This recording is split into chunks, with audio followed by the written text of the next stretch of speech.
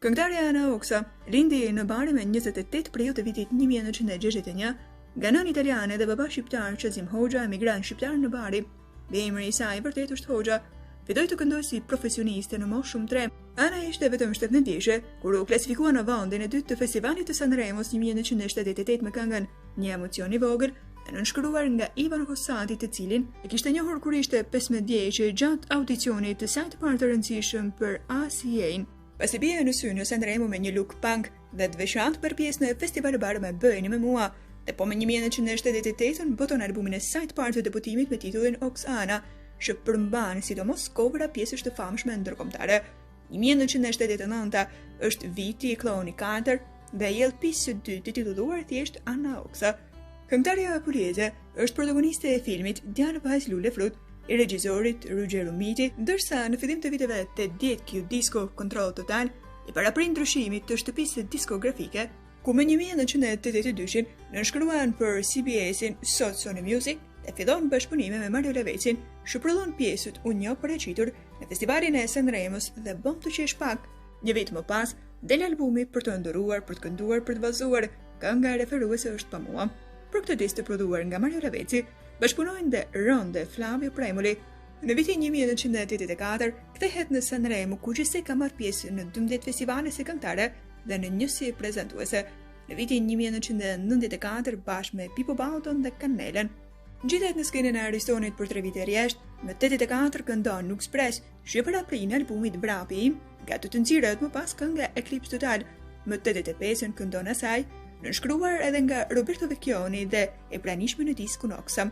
Pas dy vendeve të shtata me radhë më 86-ën, klasifikohet në vendin e 5 me Është vetëm një qas, që e bën pjesë në albumin me të njëjtin titull. Ana Oksa përshkon rrugën e bukur të televizionit si prezantuese e 2 edicioneve të Fantastikos në Rai Uno, të parën në krah të Enrico Montesanos dhe të dytën në qift me Massimo Ranieri. Pas 2 vitesh pushim diskografik, kthehet në skenë përsëri në Sanremo me 88-ën dhe klasifikohet e 7-ta me Kur lind një dashuri, të realizuar me producentin e saj të ri Piero Cassano në Mattia Bezarve. Dhe në vitin 1989 fiton festivalin bashkë me Fausto Leanin me këngën Do të lë. Në po atë vit, boton albumin Të gjitha drithërimat e botës dhe fillon bashkëpunimin me New Trollsat. Në vitin 1990 këndon të famshme Grua me ty në Sanremo. Pastaj bie rreth e përçark italisë me një tur bashkë me New Trollsat, të dokumentuar në diskun live Ana Oksa me New Trollsat.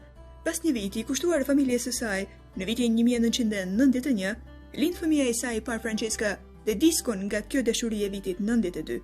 Oksa çimentohet me këngën e autorit në përmbledhjet Kantautori 93 dhe Kantautori 294.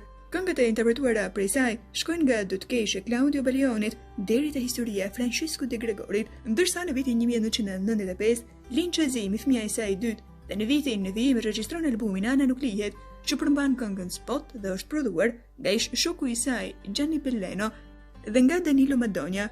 Kënga historik klasifikohet në vendin e dytë në festivalin e Sanremos të vitit 1997 dhe hap përmbledhjen e Greatest Hits me të njëjtin titull. Versioni spanjoll i këngës Historias i hap në të 2 kanatet të dyert të tregut jug-amerikan. Ana kalon pothuajse një vit në Kili, Argentinë, Uruguay, në Meksik.